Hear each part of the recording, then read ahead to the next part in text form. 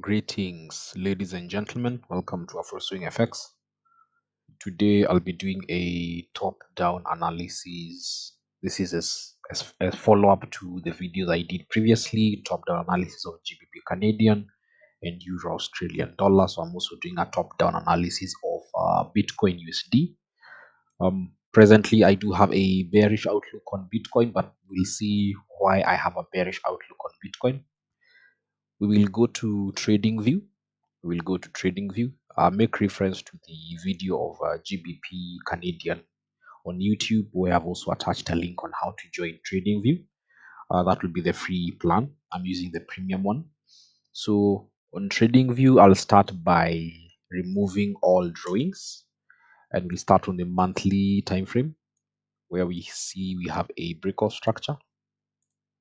We have a breakout structure pushing to the upside.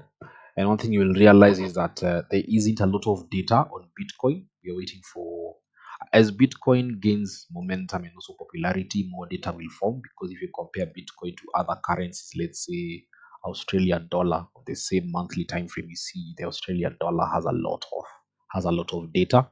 So on Bitcoin, we do not have a lot of data.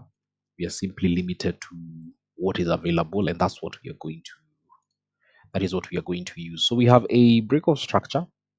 We have a breakout structure. And one thing you're seeing is that the market started here, came down and broke. So on the monthly time frame, it looks like we have a bullish momentum or a bullish trend. So let me mark the key levels. So this would be my demand area. And this demand was correctly mitigated. Let me mark it as demand. We also have another area here of imbalance. This will be an imbalance. Let me call it a fresh order block. So I'll come to my text. I'll start now taking notes.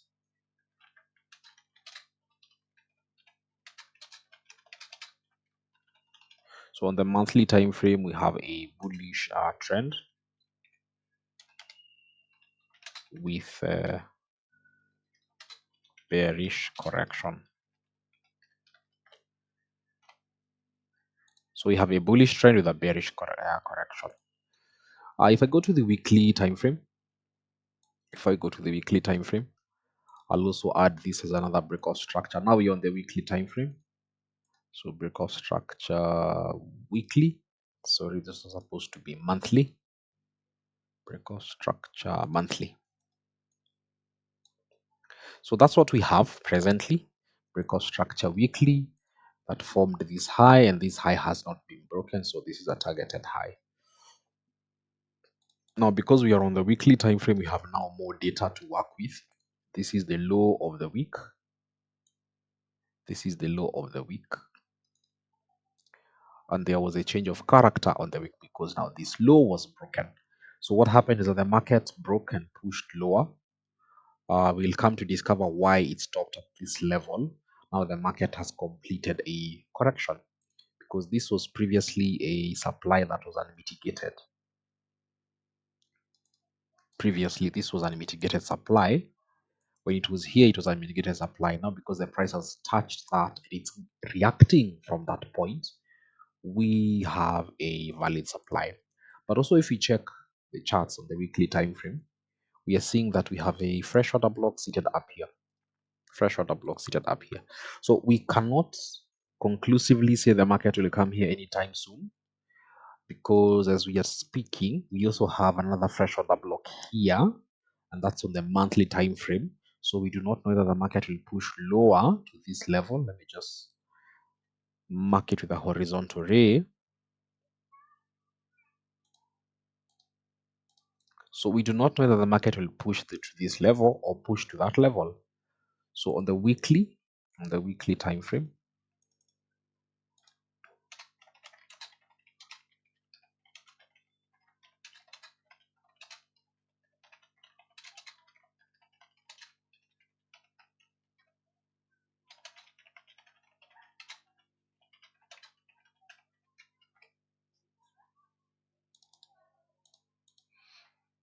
okay.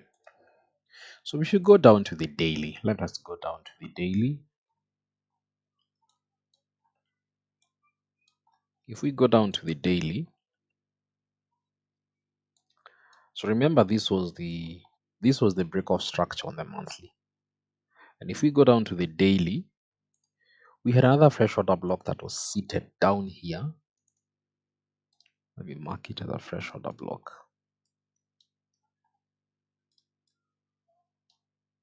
We had that fresh order block, and that is where the market stopped. So you see, every time we have a fresh order block, the market tends to target that area. So this was a fresh order block. The market reacted off this area and then went higher. So presently, what we have, if we decide to mark these charts, and this is on the daily time frame, we have a break.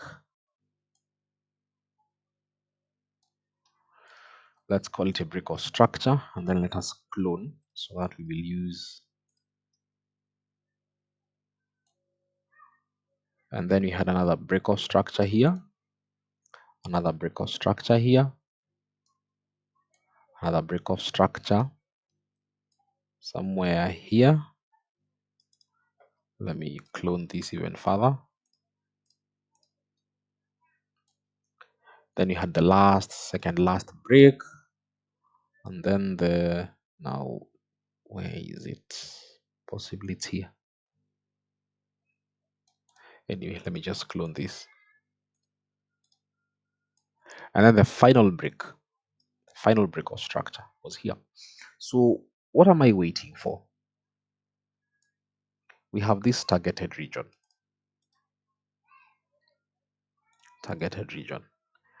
If, emphasis on if and when. If the market breaks this key level, I will wait for a retracement and then sell. That's what I'll do. And if I look at this chart,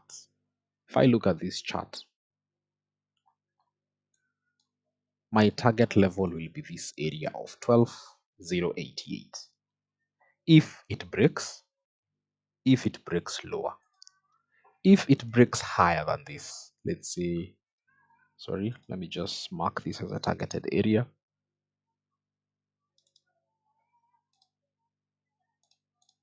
So if it breaks higher, I'll wait for a correction and I'll buy, targeting this region. But once it hits this region, it could push higher or come lower.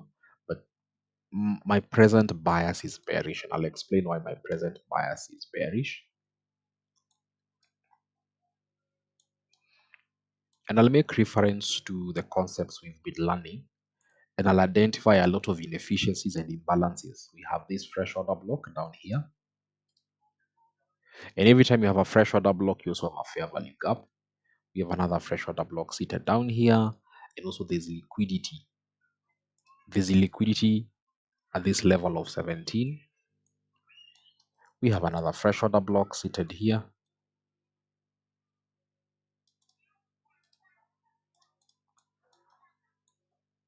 And then let's see.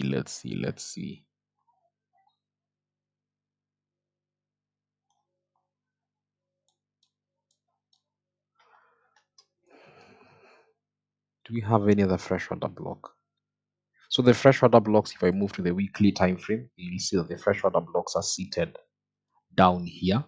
Oh, sorry, also on the weekly, we have another fresh order block seated down here. So another thing that you can also look out for is that if we use this, if we just look at the price level at this point, this is March 2022, and then the price level came to this level, this price level between March and November. That will be approximately eight months, and then from November of 2022 to January of 2024. So, and I want us to use this ruler. So let's see.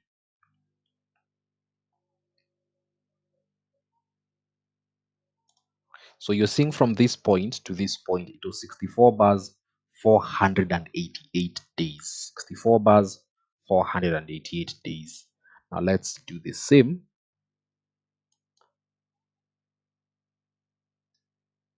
And let us see. This is 122 bars, 854 days. So it tells you the momentum is with the bears and not with the bulls. Because if you look at, for those of you who have taken my course, you will know that this is an impulsive move. Look at this. This is one major impulsive move with corrections struggling. Corrections struggling. So once they're here, chances are they'll just push to the downside. So that's why I'm saying I have a bearish outlook on Bitcoin. So on the 4 hour time frame, allow me now to amend this, and now let me call this the 4 hour break of structure. That means we have another high, and then we have this one here.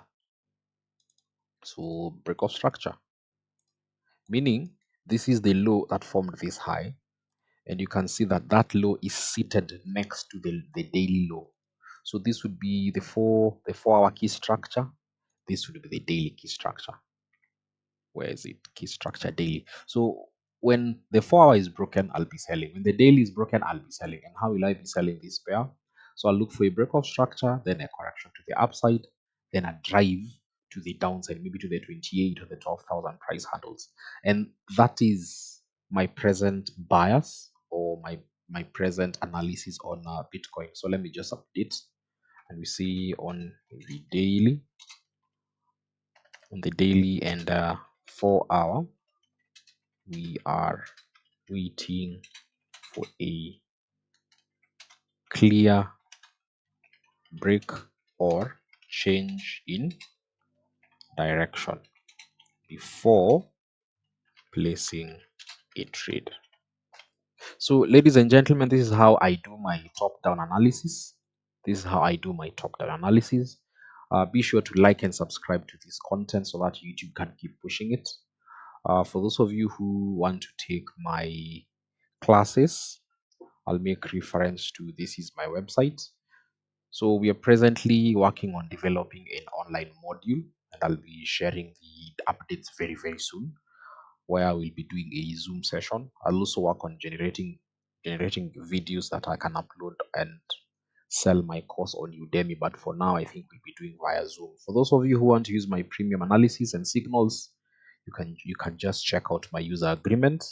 Once you agree to the user agreement, then we can work together. For those of you who want to do copy trading, pick any of these brokers, but I will not advise Ingot brokers. I'll be closing my account with them very, very soon. So just work with HFM or Windsor.